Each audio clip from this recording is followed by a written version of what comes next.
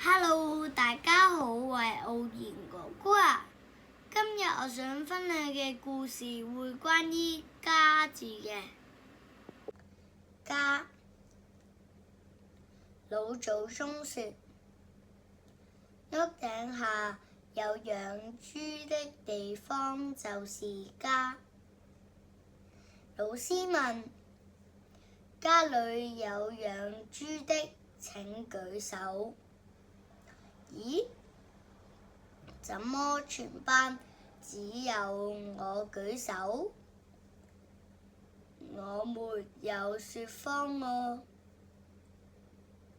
我家真的有養豬，還不止一隻，有3隻呢。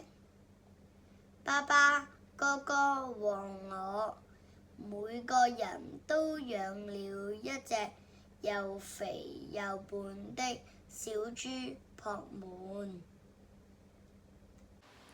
講起家，你鍾唔鍾意你嘅家啊？下次見，拜拜。